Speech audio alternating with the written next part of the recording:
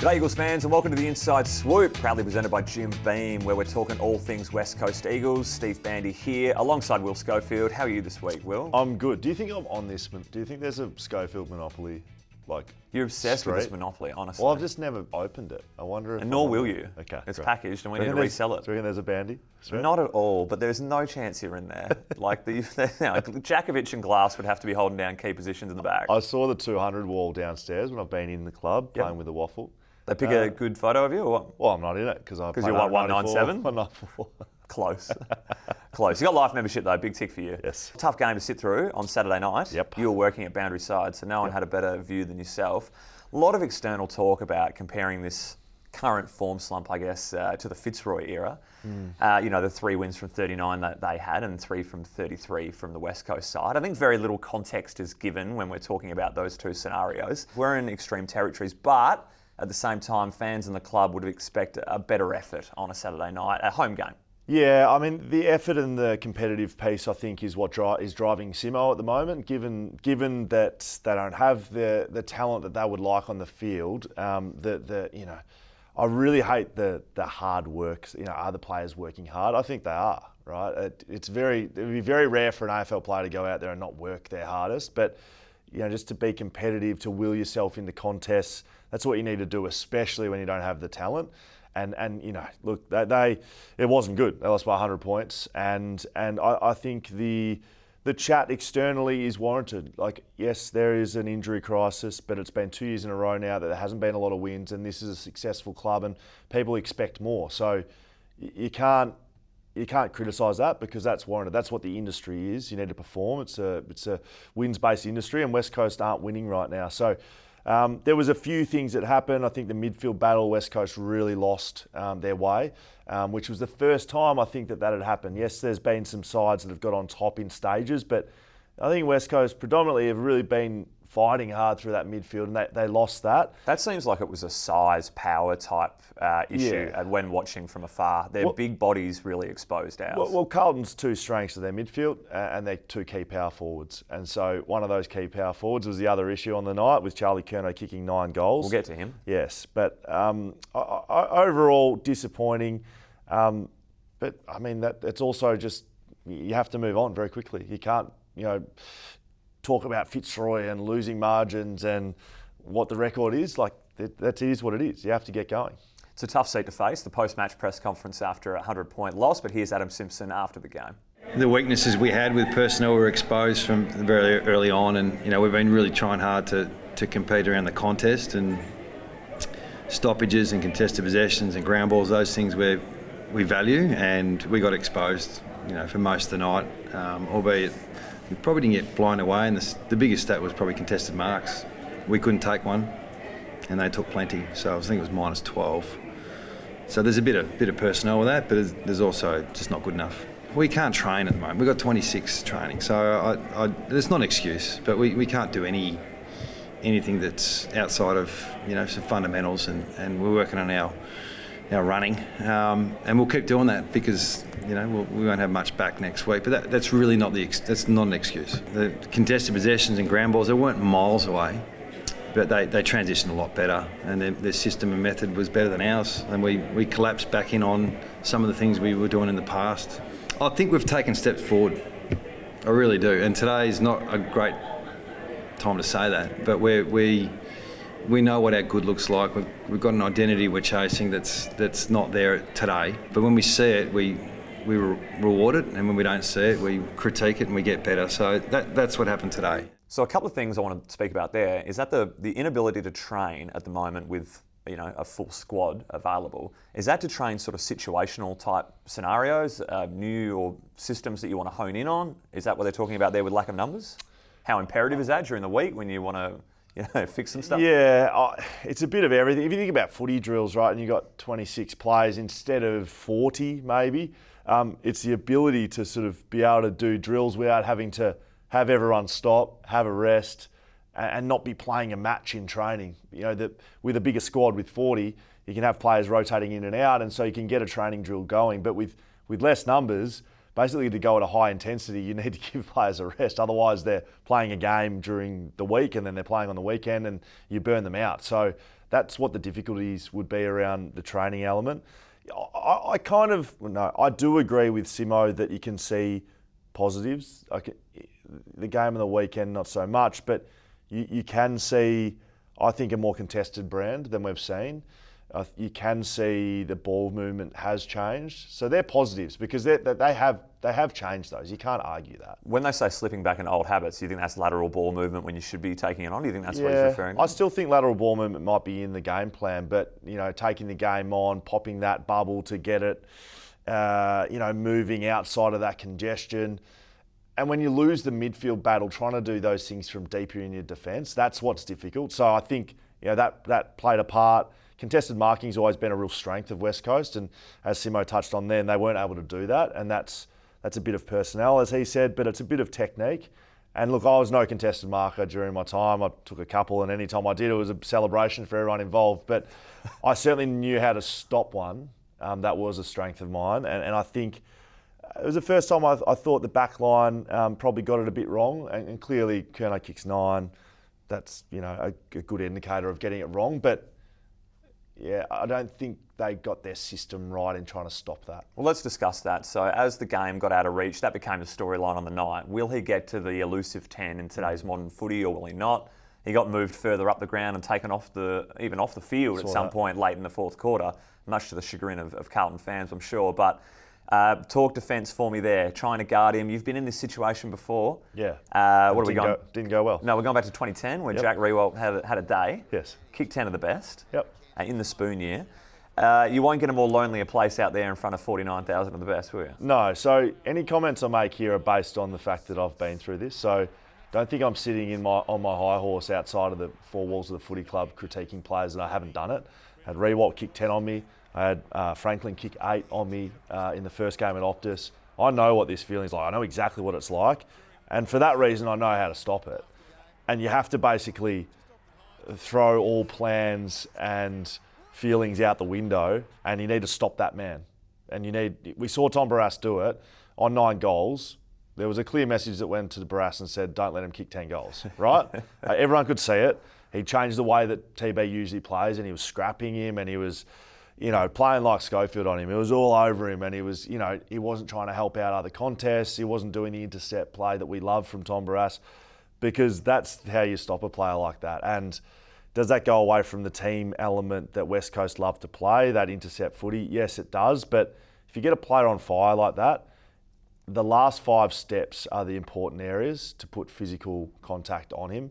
And that's where I think the boys got it wrong. I think there was some physicality early, trying to stop him from doing his work, but they missed the physical nature at the contest. A player like Charlie Curnow's too good if you let him jump at the footy and do what he likes. So, they'll learn from it. I certainly learned from getting baths, and I had a good chat with Joshy Rotham during the week. Who played his 50th game on the weekend. Yeah, exactly. It's not a great right. way to celebrate. Yeah, no. but you've got to be honest. He copped a bath, but you can either sit there and go, well, I'm not good enough to play, or you can go, well, I copped a bath. How do I get better, and how do I do it next week in a better way? They're your 2 choices. So that'll be on Josh Rotham. That'll be on the back line. That'll be on West Coast. Do you want to improve or not? That's basically what it comes down to. Went back and had a look at those 2010 games. So the couple of absolute bastings we got back in that year. And have a look at some of the, we lost by 80 odd to the eventual premiers and to Freo, who finished 6th. And some of the team lineups who were fronting up, we had Cox, JK, Pritter, Nick Nat, Lecker, Lynchy, Waters, Marston, Easy, yourself, Embers, Hearn was there. Yep. Shuey was there. I think Hearn might have been missing. He might have broken something. He was around then, right? He was around there. So that is why I speak about this period of the footy club. All those names there, right? Premiership players, they're captains, decent players. Brownlows, All Australians, best and fairest, Coleman medal winners. They weren't doing those things in 2010. So right now, you look at the side, the players aren't. No one's winning a Brownlow this year, I don't think. Tim Kelly maybe, but no one's winning Coleman, maybe Australian. But there's going to be a future captain in this side. There's going to be future All Australians in this side, and it's like the chat about beating Curnow. Do you want to take it on yourself and get better? Because it's going to be hard right now in 2010. 2010 was a difficult year for us, but the next year we played in a prelim, and it was because of the coaching staff and the football club and the players going, we want to get better.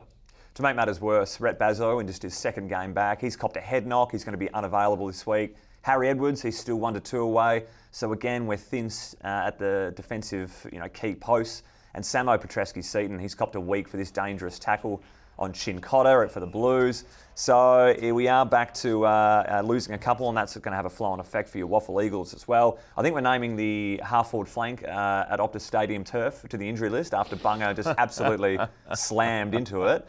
Surely most other AFL players are getting assisted off the field, or they're at least coming off for a little breather. The big fella, he just needed a couple of seconds to just suck the deep ones in. Well, I know he had an HIA after that because it did look like he'd copped a bit of a knock to the head, but it was body, it was everything, and it was solid. And I can confirm there is a dent in the Optus Stadium turf. That's what's made him such a great player. He's consistent, he's hard, he's body lines the footy. Doesn't matter who's coming at him. Charlie Curnow was there, but that one there probably not going on the highlight. Yeah, when you're having a bad night, you're getting slammed to the turf, then you have the hanger of the night taken on your toe. Just Bunga would be thinking, what am I still doing out here? I should have just gone off earlier. I'm sorry, but I can laugh, and I know Shannon Hearn would have laughed about that. Sometimes you just know, mate. Like, what are you meant to do? I don't know. I'm not sure what Shannon Hearn can do against that. So no, not a lot. Yeah. I want to put this one in here. You don't mind this one. The defender just running off for a long bomb goal. This is Witherden's second goal in 2 years and just his seventh in his career. This had a bit of Schofield written about it. Well, yeah, certainly not this day and age Schofield, but back in the day, yes. Geelong boy, big launch. Boys got around him as well. He was very happy with it. You got to look celebrate. At the scoreline, you would be a bit happy about it. They were up and about at that stage. You got to celebrate it as a defender as well. So did like to see that from young Alex. We had Xavier O'Neill bob up for a couple as well. He had a solid finish to the night. I think he had one of his best games for 2023. He's out of contract at the end of the year. He goes back to WAFL. He's a class above. There are many in this sort of group who this next 2 months is just a massive period to cement yourself to this side going forward, because there are going to be mass changes and the draft is always going to be continuing to top up. This is just such a key, important period for West Coast fans to see who is going to be a part of the next journey. Yeah, Dave O'Neill's one of those guys, but it's not just about Dave O'Neill. This young crop of players, like we went through before, Shep, Natanui, Shuey, Maston, Eric McKenzie, all these guys are young guys in 2010, and that's what this group is now. So I keep banging on about it, but contracts are a thing in footy. I certainly, I can speak about my own experiences. I played, contract to contract really. I was never guaranteed games, I was never guaranteed contracts. So that last year of your contract, it's incredibly important. It really is. You can't shy away from it. So the guys that, again, put their hand up, show some grit your teeth. I'm not going to be beaten in this contest, this quarter, this game, this season. They're the guys that are going to end up on the list next year. Well, the boys are back on the road this week, Scully, against the Tigers, heading to the MCG. And if you want to be a part of the experience, know what it's like to fly with the players, you can join them either one way or return. If the injuries keep striking, bring your boots. You might get a call up, you never know. But if not, the club will provide you with a match day ticket, and courtesy of partners of Travel Sports Australia, they'll sort your accommodation and some transfers out. The Tassie trip's even on the cards. That should be an absolute bumper. Visit Eagles' website for further details. Scully, what about the annual trip to the MCG this week? We're taking on the Tigers. The pilgrimage. They've been knocked off by the Gold Coast 3 times in a row. They're going to be absolutely firing to get out and put their best foot forward. How do you see this game sort of taking shape on Saturday midday? Ideally, Jack Rewalt doesn't kick another 10 against the West Coast Eagles. Lynch out's a big loss for him as well, which is pretty handy for our point of view. It is. Look, I think people probably either assumed or given their history and what they've been able to do as a football club, thought that Richmond were going to be real challengers this year, and it doesn't look like they are. They've won one game, they've drawn a game. They're towards the bottom of the ladder with West Coast. So, look, it's a really important game for both clubs. Richmond, they've clearly got individuals within that team that don't like losing, and I would say the same thing about West Coast. Driven from the top in Adam Simpson, incredibly successful player, successful coach. He doesn't like losing. You can see it on his face, and I think that it'd be driven right into the footy club at West Coast that this is, one, a winnable game, and two, you need to, do your bootlaces up and set yourself for a fight this game. So, Look, I'm actually looking forward to it. I think it's going to be a good game. The boys will love playing on the MCG. I always used to, but you're right. Don't get many opportunities to do it.